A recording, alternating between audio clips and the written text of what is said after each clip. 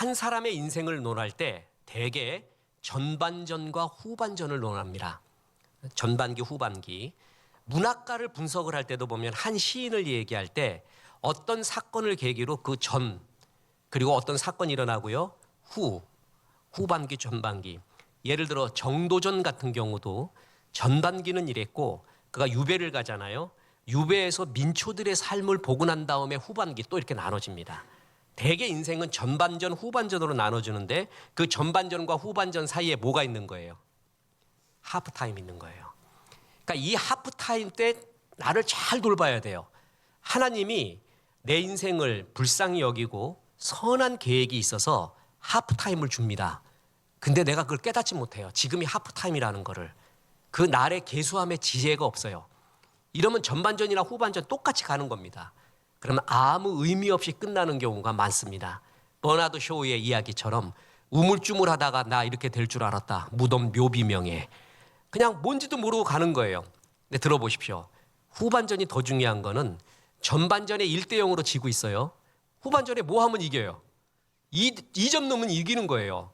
전반전에 아무리 잘해도 후반전에 못하면 끝이에요. 전반전에 못해도 후반전에 이길 수가 있는 거예요. 역전을 할 수가 있다는 것이죠. 그 전반전과 후반전 사이에 있는 게 뭐라고요? 하프타임이에요. 그래서 오늘 본문은 말합니다. 첫째, 하프타임을 민감하게 인식하라. 하나님이 나에게 하프타임을 줄 때가 있어요. 그때 바로 이때구나. 지금이 나의 하프타임이구나. 라는 것을 인식을 해야 된다는 것입니다. 오늘 본문에 보면 바울의 과거와 현재의 이야기가 나옵니다. 전에 나는 이랬고 현재는 이랬다라는 얘기가 나오는데 보세요. 1장 13절. 내가 전에는 비방자요 박해자요 폭행자였으나 도리어 긍휼을 입은 것은 내가 믿지 아니할 때 알지 못하고 행하였음이라. 전에 그랬다는 거죠. 12절은 나를 능하게 하신 그리스도 예수 우리 주께 내가 감사함은 나를 충성되이 여겨 나에게 직분을 맡기심이니. 전반전과 후반전 사이가 너무나 차이가 나죠.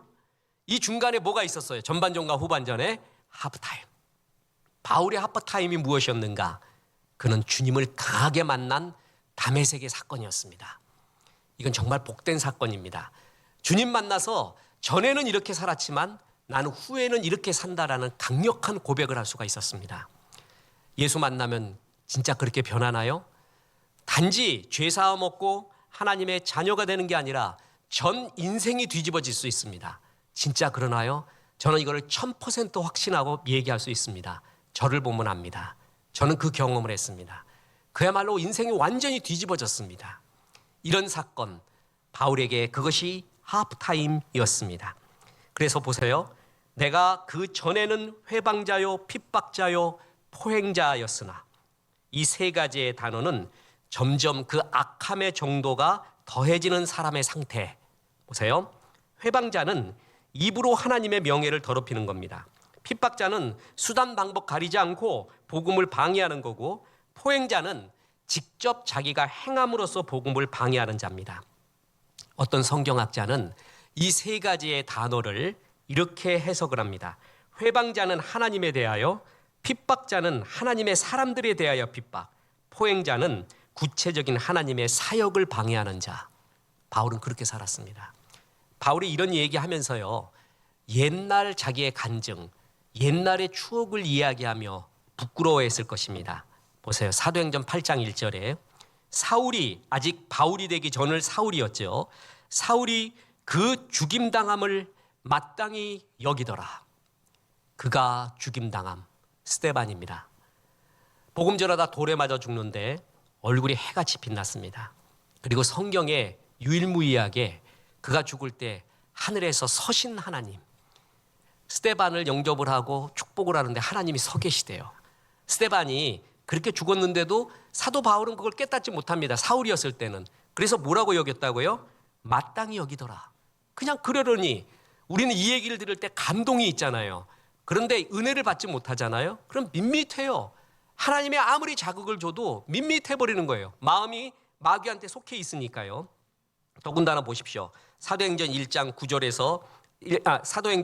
1절에서 2절 보면 사울이 주의 제자들을 대하여 여전히 위협과 살기가 등등하여 대제사장에게 가서 다메섹 여러 회당에 갈 공문을 청하니 이는 만일 그 돌을 쫓는 사람을 만나면 물론 남녀하고 결박하여 예루살렘으로 잡아오려 함이라. 이런 짓 했습니다.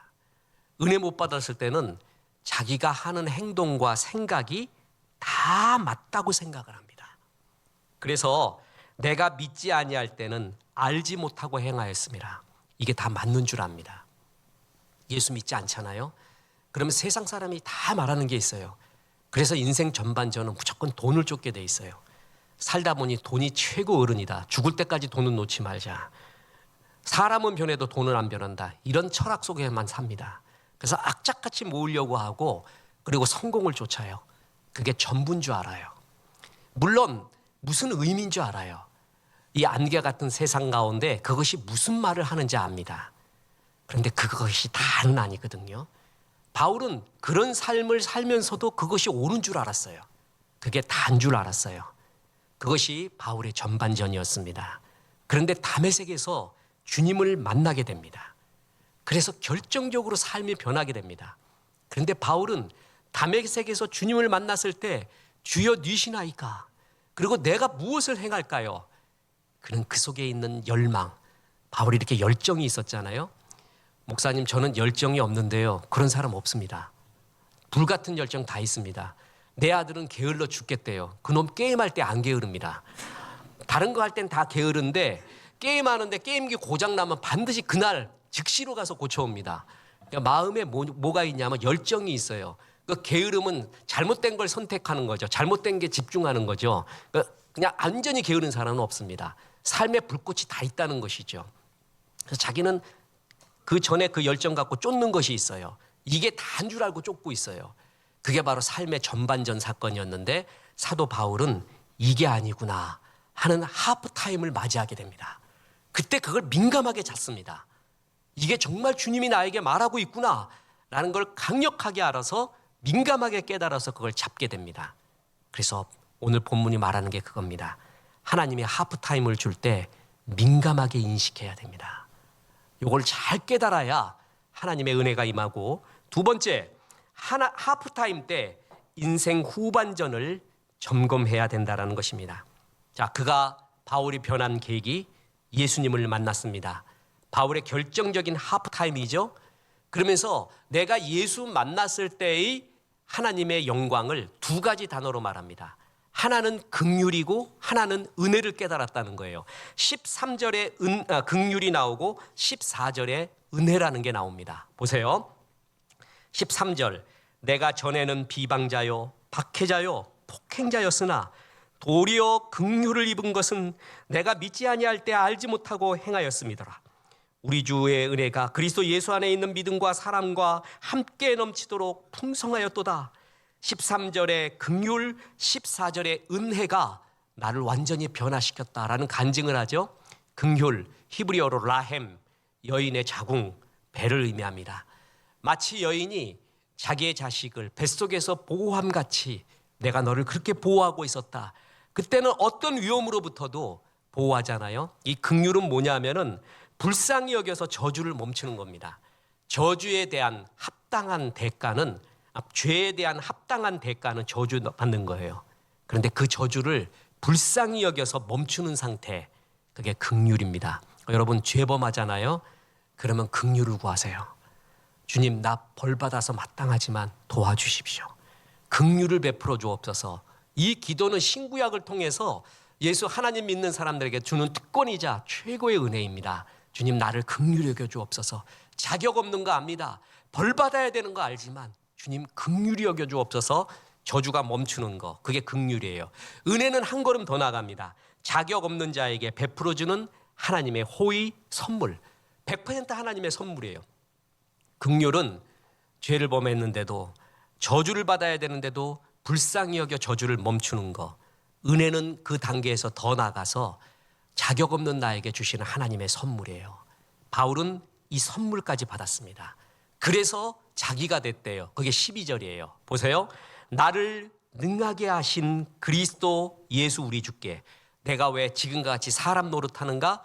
주님의 긍휼과 은혜 때문이다. 내가 감사함은 나를 충성되이 여겨 내게 직분을 맡기심이니. 충성되이 여겼다. 나를 믿어주었다는 겁니다.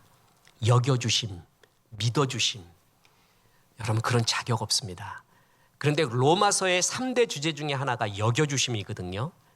나를 충성되이, 자격 없는 나를 목사같이 여겨줬대요. 장로같이 여겨줬고 집사 될 만하다고 여겨주었대요. 그건 은혜였다. 하나님의 은혜였다. 뿐만 아니라 나에게 직분까지 맡겨주셨다. 이게 오늘날의 자기래요. 하나님의 은혜를 입은 자기래요.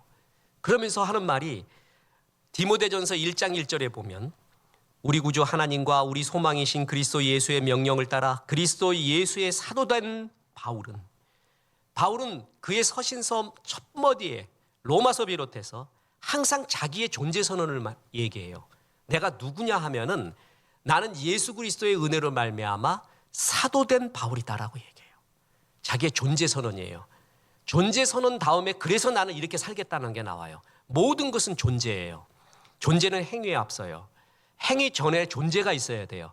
나는 짜장면이에요, 존재가. 그럼 무슨 맛을 내면 되죠? 짜장 맛을 내면 되는 거예요. 난 짬뽕이에요. 그럼 무슨 맛 내면 되는 거예요? 짬뽕 맛 내면 되는 거예요. 나는 짜장인데 그러니까 뭐가 없어요? 국물이 없어요. 뭐기 때문에? 짜장이기 때문에. 내 존재를 알잖아요. 그럼 내가 없는 거에 대해서 너무 신경 안 씁니다. 내가 갖고 있는 거, 내게 하라고 하신 것에 집중하는 것이죠. 바울은 항상 뭐라 그러냐면은 내가 그리스도 예수의 은혜로 사도된 바울이라고 해요. 이 이야기를 변함없이 모든 서신에서 말해요. 그것부터 시작을 합니다. 하나님의 은혜로 나는 사도됐다. 사도는 뭐예요? 보냄을 받았다라는 거예요. 어떻게 보냄을 받았냐 하면은 복음 전하라고 보냄 받았다? 아니, 더 구체적으로 이방인들에게 보냄하라고, 이방인에게 복음 전하라고 보냄을 받았다. 인본주의 인문학자들은 던져진 존재라고 합니다. 게보르펜하이트. 우연히 목적 없이 이 땅에 던져졌대요. 빅뱅 하고 터져서 무기물들이 모여서 유기물이 되었대. 그 유기물 중에서 또 변화를 일으켜서 단세포가 나왔대. 나온 것 중에서 오늘날까지 됐대요. 나는 왜 태어났냐고. 그럼 왜 태어난 거죠? 목적이 뭐예요? 어디로 가요? 하나님 없는 이야기는요, 그냥 이 땅에 우주의 졸로 던져진 존재라는 거예요. 근데 바울은 그렇지 않아요. 나는 사도, 보내진 존재래요. 뚜렷하게 말하면서 뭘 위해 보내졌냐 하면 이방인의 복음 전도를 위해서 나를 보내줬대요. 자기의 비전이 뚜렷해요. 달려갈 길을 알았다는 거예요. 그러면서 인생에서 최고의 행복한 고백을 합니다. 그게 사도행전 20장 24절입니다. 보십시오. 나의 달려갈 길과 주 예수께 받은 사명, 곧 하나님의 은혜의 복음을 증거하는 일을 마치려 하면은 나의 생명을 조금도 귀한 것으로 여기지 아니하노라. 바울은 뚜렷해요. 나의 달려갈 길이 있대. 그것은 곧 주 예수께 받은 사명이래. 그것은 뭐냐면은 주의 은혜의 복음을 증거하는 거래요. 얼마나 사람이 뚜렷해요. 진짜를 받잖아요. 그럼 사람 심플해집니다. 단순해져요. 강력해져요. 제가 설교 시간에 늘 말하는 거 있잖아요. 결심하면 말이 짧아져요. 야, 칼 차라. 총매. 준비해. 결심하면 짧아져요. 그러나 강력해요. 근데 결심 못 하잖아요. 확신이 없으면 말 되게 길어요. 우리가 왜 총을 차야 되냐? 우리가 왜 칼을 매야 되는가? 우리 한번 분석해보자. 객관적으로. 시작해가지고 며칠이 걸려요. 근데 분명한 사명이라고 하면은 말이 짧아지고 심플해져요. 그 심플함은 항상 내용을 포함하고 있는 심플함이라 그랬죠. 뭘 모르는 심플함이 아니라 다 알고 있어요. 이런 가운데 심플해지고 강력해져요. 바울과 같이 공부 많이 한 사람, 복잡할 수 있는 사람, 헬라와 히브리 철학을 다 갖고 있는 사람, 나는 주 예수께 보냄을 받은 사도래요. 이방인에게 복음 전하라고 나를 태어나면서부터 태어나기 전부터 불렀대요. 그 주님이 날 불렀는데 나의 달려갈 길, 곧 주 예수께 받은 사명, 곧 주의 은혜의 복음을 증거하는 일, 그게 나의 길인데 그 길 가기 위해서는 내 생명도 아무것도 아니지. 그 정도로 정말 행복한 고백, 자기의 길을 뚜렷하게 알고 있는 이 고백을 하는 이 바울 사도가 이 고백을 할 수 있었던 것은 하프타임 때 주님을 만난 거예요. 전에는 회방자였어요. 폭행자였죠. 핍박자였어요. 그런데 어느 날을 계기로 이런 고백을 하는 거예요. 주께서 나를 충성되이 여겨서 직분을 맡겨주셨다. 주 예수께 받은 사명이 있다. 나는 사도다. 어느 날부터 바뀌었어요. 인생 후반전이 완전히 달라진 거예요. 그 전에 하프타임이 있었습니다. 그때 꽉 잡은 것입니다. 모든 운동 경기에는 하프타임이 있습니다. 축구 전반전 45분 뒤에 15분, 농구는 2쿼터가 끝난 후에 15분, 야구는 5회가 끝난 후에 10분의 하프타임이 주어집니다. 이때 쉬는 거예요. 정비하는 거예요. 전반전에 실수는 뭐였는가, 성공은 뭐였는가를 봅니다. 전반전에 패배하고 있었으면은 이것을 만회하기 위하여 후반전에는 어떤 작전을 짜야 되는가? 전반전에 이기고 있었으면 이거를 유지하고 더 이기기 위해서는 후반전에 어떤 마음으로 임해야 되는가? 이게 하프타임이에요. 인생의 전환점, 그게 바로 하프타임의 정의입니다. 모세의 인생은 크게 두 계절로 나눠집니다. 애굽에서의 인생, 그리고 출애굽의 인생이에요. 그죠? 그 중간에 뭐가 있었어요? 하프타임, 미디안 광야가 있었습니다. 모세에게는 미디안 광야가 주님의 주신 결정적인 하프타임이었고, 바울은 폭행자였다가 사도로 변한 것이 예수를 만난 사건, 그것이 결정적으로 하프타임이었습니다. 예수 안 믿는 사람도 하프타임이라는 말을 많이 합니다. 그런데 그것을 굉장히 숫자적인 개념으로 말해요. 인생 지금 한 90 살잖아요. 여러분 90 넘어 살아도 괜찮고 90까지 살아도 할렐루야 하고, 80이다 그러면 허리도 잡지 마세요. 아직 지금의 80은 옛날의 육순입니다. 그러니까 지금 연령이 완전히 달라졌어요. 65세 이상부터는 지공대사 되는 거 아시죠? 지공대사가 뭔지 아세요? 지하철 공짜로 타는 대사. 그래서 그 지공대사라고 합니다. 그렇다고 해서 대사 노릇하지 마세요. 아직 멀었어요. 90이라고 해봅시다. 그냥 평균 연령. 그러면 딱 반으로 나눠서 45살이 하프타임이다. 이렇게 계산을 해요. 옳지 않습니다. 그건 숫자적 개념이에요. 성경이 말하는 하프타임은 그게 아닙니다. 성경이 말하는 하프타임은 크로노스가 아니라 카이로스예요. 카이로스. 언더 크리티컬 타임, 결정적인 어떤 계기, 결단을 하게 되는 어떤 계기를 의미하죠. 그래서 그 하프타임이 20살일 경우도 있고요, 40살일 경우도 있고요, 60일 경우도 있고 80일 경우도 있는 거예요. 그 전후가 나눠지는, 뚜렷하게 나눠지는 그 결정적인 계기, 그거를 성경은 인생의 하프타임이라고 말합니다. 대부분 어느 때냐면 제일 좋은 거는 예수 만나는 것이 하프타임이면 제일 좋아요. 그래서 예수 만나기 전후로 나눠져 갖고 완전히 삶이 바꿔지면 되는데, 예수 만나도 밋밋하게 사는 사람이 태반이요. 태반이란 말이에요. 그런데 하나님이 어떤 계기를 줘요. 그 계기의 대부분이 뭐냐면 고난입니다. 책 보고 깨달으면 얼마나 좋겠어요. 자연 보고 깨달으면 얼마나 좋겠어요. 음악 듣다가 깨달으면 얼마나 좋겠어요. 가능하지만 극히 드뭅니다. 대부분 고난을 통해서, 겹쳐진 고난을 통해서 인생을 정말 돌아봅니다. 그래서 이렇게 살아서는 안 되겠지 하는 그 계기들이 우리에게 있어요. 그게 하프타임입니다. 그걸 결정적으로 잡아야 됩니다.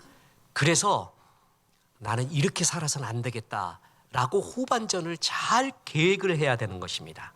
그래서 자신의 목적지를 바라보면서 인생의 방향을 조정하는 시간, 결정적인 때, 그게 하프타임의 새로운 정의입니다.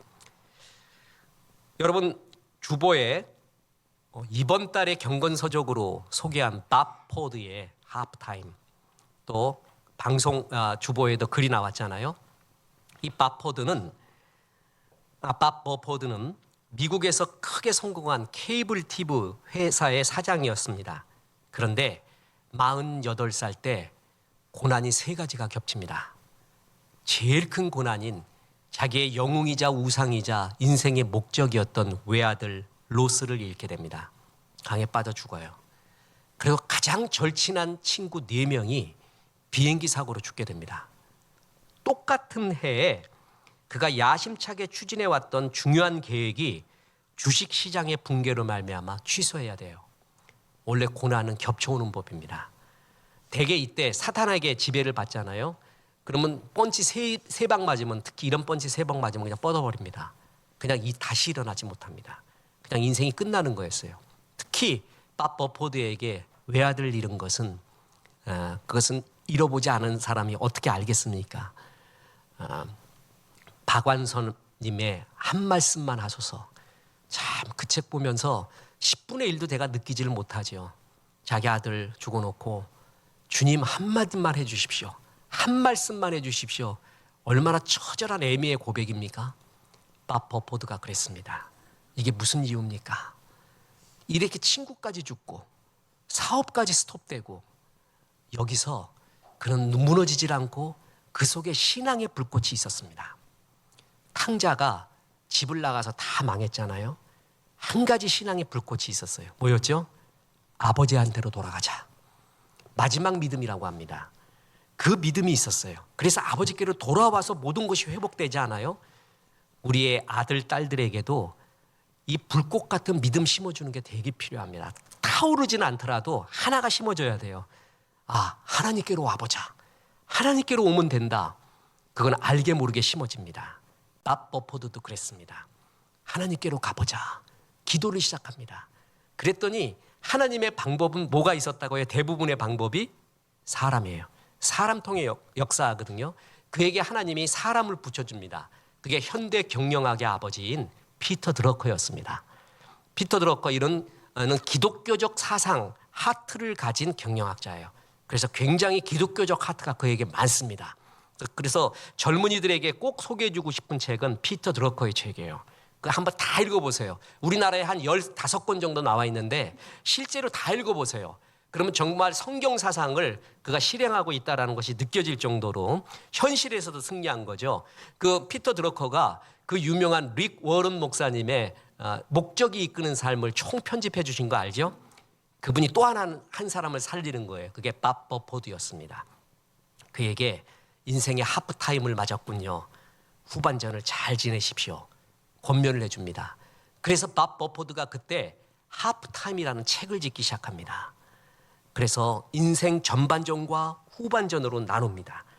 방송국을 경영하면서 돈과 명성을 추구하던 시기를 나는 인생 전반전, 주님께 온전히 헌신하게 된 이후의 시기를 후반전으로 표현했습니다. 이 후반전이 가능한 것은 하프타임, 결정적인 하프타임이 있었고 그게 자기의 고난의 때였다는 거예요. 그래서 사람들에게 자기의 평생의 사명이 있는데 사람들에게 하나님의 하프타임을 준다는 거예요. 그걸 빨리 잡고 그 속에서 인생의 후반전을 멋지게 하나님 앞에 드리라고 이것을 전하는 것이 자기의 사명이다. 그래서 하프타임 벌써 5권 나왔습니다. 1권, 2권, 3권, 실전편, 계획편, 심화편, 또 하프타임 위기 뭐 이렇게 한 5권 이상 나왔어요. 평생 하프타임 전도사로 삽니다. 저에게도 에베소서 2장 10절 그에 대한 전도사. 저는 어느 세미나 어느 방송 어느 글 거기에도 에베소서 2장 10절 그것에 대한 전도사입니다. 잘 박힌 못입니다. 너무 보물 같은 구절이기 때문에 한국 교인 아니 미국의 모든 교인 아니 모든 부류의 사람한테 현대인에게 정말 이것은 복음이다 해서 전해주는 말이 에베소서 2장 10절입니다. 저는 에베소서 2장 10절의 전도사입니다. 그러면 다 통해요. 예수 안 믿는 사람도 다 통해요. 이게 보물 같은 구절이 여기 있구나라고 알고 그와 마찬가지로 밥 버포드는 평생 바울과 같은 사명을 받게 됩니다. 하프타임 전도사로 살자. 우리 히브리 사람들은 우리 인생에 많은 지혜가 있는데 그 지혜 중에 최고의 지혜 중에 하나를 계수하는 지혜, 자기 나를 계산할 줄 아는 지혜를 봅니다. 모세가 지은 시가 시편 90편입니다. 그 90편 1절에 10절에 이런 구절이 나옵니다. 우리의 연수가 70이요 강건하면 80이라도 그 연수의 자랑은 수고와 슬픔뿐이요 신속기간이 우리가 날아가나이다. 누가 주의 노여움의 능력을 알며 누가 주의 진노의 두려움을 알며 알리까. 우리에게 우리 날 계수함을 가르치사 지혜로운 마음을 얻게 하소서. 우리에게 우리 날 계수함. 내가 얼마 남았는가? 나는 어떻게 살아왔는가? 얼마 남았는가? 나는 어떻게 앞으로 살아야 될 것인가? 이게 자기의 나를 계수하는 지혜입니다. 최고의 지혜입니다. 정말 전반전 후반전 똑같이 패배하는 사람이 있습니다. 후반전이 얼마 남지 않았는데도 주님이 그래서 하프타임까지 주시면서 생각하고 스톱하고 생각해봐라. 네 후반전만큼은 이렇게 살지 말라고 얘기를 해도 그냥 전반전과 같이 똑같이 흘러가요. 우리 나를 계수할 줄 아는 지혜, 내가 얼마를 살았고 어떻게 살았고 앞으로 어떻게 살아야 될 것인가, 나를 계수할 줄 아는 사람이 최고의 지혜로운 사람입니다. 밥 버포드는 이렇게 말합니다. 인생의 전반전의 목표가 성공을 추구하는 기간이었다면 후반전은 의미를 찾아가는 여행이다. 그리고 인생의 진정한 승부는 전반전이 아니라 후반전에 결정된다. 전반전에는 속도가 중요합니다. 근데 후반전은 방향이 중요합니다. 대개 인생의 전반전은 성공지향적인 삶을 삽니다. 이해합니다. 그리고 후반전은 거기서 그쳐서는 안 됩니다. 의미와 가치 지향적인 삶을 살아야 됩니다. 전반전에는 생계를 유지하고 어떤 위치를 자리매김을 할까 몰두합니다. 충분히 이해합니다. 목회가 무엇인가 물어볼 때 목회 성장 세미나를 몇 번 갔습니다. 어느 세미나를 계기로 다시는 안 갑니다. 그때 유명한 강사, 대한민국 역사에 그럴 수가 있는가 하는 유명한 강사가 다 모였습니다. 그때 이제 마지막 설교를 하신 목사님이 우리들한테 말하는 것이 있었습니다. 여기 있는 이 목사 그리고 자기 하나도 부러워하지 말래요. 우리는 하도 칭찬받아갖고 하나님 앞에 칭찬받을 게 하나도 없대요. 하나님 앞에 상급이 하나도 없대요. 이 사람 설교 잘한다, 이 사람 제자 훈련 잘한다, 이 사람 문화 설교 잘한다, 이 사람 의식 있고 뭐하다. 얼마나 칭찬받았는지 모른대. 하나님 앞에서의 상급이 하나도 없대요. 그래서 당신들은 그 무명으로 그 자리에서 그렇게 충성하고 있는 여러분은 하나님 앞에 상급이 많을 것이래. 저는 여러분이 부럽대요. 저는 그 멘트를 한 것이 어떤 쇼맨십, 테크닉의 멘트가 아니라는 걸 알아요. 그분의 성품을 알기 때문에 그 진심이 느껴질 때 정말 감동했습니다. 그러면서 이 목사님이 우리에게 남은 마지막 상급은 은퇴하고 난 다음에 이름도 없고 빚도 없는 곳에 가서 선교지에 가서 순교해버리는 거래. 아무도 모르게. 그게 남은 우리의 마지막 상급이래요. 와, 얼마나 감동했는지 몰라요. 그분 은퇴했는데 아직 선교지를 안 가셨어요. 그건 참고로. 언제 가실런지 모르겠죠. 그랬는데 그분이 하는 말이 뭐죠? 너무 사람 의식하지 말라는 거예요. 해봤자 아무것도 아니더라는 거예요. 그리고 진짜 허무하더라는 거예요. 진짜 은혜가 안 되고 여러분이 부럽다는 거예요. 후반전으로 갈수록 이 생각이 강해져야 됩니다. 토끼몰이를 하던 그레이 하운드가 있었습니다. 그 게임을 하고 시합을 하고 있었습니다. 그런데 이 노련한 그레이 하운드가 어느 날 게임 그 시합을 하지 않았습니다. 그래서 동료 그레이 하운드가 물었습니다. 자네 요즘 왜 경기에 나가지 않는가? 나이가 많아졌는가? 성적이 안 올라서 그런가? 주인이 잘 대해주지 않는가? 그레이 하운드가 대답합니다. 난 그만두기로 했어. 모든 이유 때문이 아니야. 이제껏 내가 쫓던 토끼가 알고 보니 살아있는 토끼가 아니라 몰모트 로버트였어. 가짜였어. 그래서 나는 경기를 포기했네. 우리는 그래도 달려가. 가짜 토끼인 거를 알면서도 달려가요. 그 욕심을 스톱하지 못합니다. 육신의 정력, 안목의 정력, 이생의 자랑이 전반전에서 끝나면 얼마나 좋을까요? 그런데 하나님이 하프타임을 갖게 해도 후반전에도 그 가짜 토끼를 쫓고 있다면은 그 인생은 정말 불쌍한 인생입니다. 의미 없는 인생입니다. 인디안들은 말을 타고 달려갈 때 가끔씩 말에서 내려 뒤를 돌아본다고 합니다. 내 영혼이 제대로 쫓아오고 있는가? 나는 이렇게 빨리 갔는데 내 영혼은 쫓아오는가? 무슨 의미입니까? 삶의 전반전은 성공을 위한 다름질이었다면 후반전은 생명의 삶, 주님이 정말 인정하는 결산의 삶. 돌아보십시오. 내가 정말 여기서 인생을 끝난다면 하나님 앞에 정말 순수하게 드렸던, 진짜 이거는 주님이 기뻐했던 일이야 라는 것이 몇 가지가 있습니까? 그것이 하나도 없다면 제일 불쌍한 삶입니다. 내가 손해보았어. 이것 때문에 손해보았어. 바울처럼 나한테는 스티그마타, 주님을 사랑한 흔적이 있대요. 내 시간, 이때 이 귀한 시간만큼은 주님께 드렸던 거지. 이때 이 열정을 주께 드렸던 나는 사랑의 흔적이, 스토리가 나에게 있어. 이 물질 참 귀한 거였는데 주님이 사랑해서 그때 하나님께 드렸던 그런 스토리가 나에게 있지. 그 사람이 얼마나 아름다운 사람입니까? 교회와 또 어떨 때 부족한 종류의 섬김을 주신 성도님들 바라볼 때 이런 생각이 듭니다. 감사하고 또 하나는 부럽습니다. 저 사람 참 부럽다. 하나님 앞에 가서 정말 할 얘기가 있는 사람이겠구나. 죄송합니다. 제 간증에서 얘기했었죠. 제가 몸이 되게 아팠을 때, 지금도 아프고 있지만 어느 날 한 후배가 큰 돈을 들고 옵니다. 그래서 이게 무엇이냐라고 했더니 신혼여행 갈 돈을 형님 생각나서 자기 아내와 상의해가지고 치료비를 쓰라고 갖고 왔어요. 신혼여행을 안 갔대요. 야, 자기 엄마가 그런 거 줘야 된대. 엄마의 믿음이었대요. 난 그걸 받고 아직까지도 간증, 감동, 그 돈도 귀한 거였지만 그 후배가 너무나 부러웠습니다. 이거를 하나님 앞에 드릴 수 있었던 그 마음, 그거 얼마나 아름다울까요? 그런 마음이 어떻게 해서 들까요? 그런 것들이, 그런 스토리가 우리에게 있는가? 후반전만큼은 생겨야 되지 않겠습니까? 후반전만큼은 이 순수함이 있어야 되지 않겠습니까? 야고보서 4장 14절에 내일 일을 너희가 알지 못하는도다. 너희 생명이 무엇이뇨? 너희는 잠깐 보이다가 없어지는 안개니라. 주의 종의 가슴에 있는 12개의 박힌 못 중에, 잘 박힌 못 중에 하나. 인생은 안개 같다. 바람 같다. 두루마리 휴지 같다. 너무 빨리 흐른다. 전반전에는 안 흐르는데 두루마리 휴지가 후반전에 갈수록 어떻게 돼요? 무지하게 빨리 흘러요. 나는 어느 장로님의 간증을 잊지 못합니다.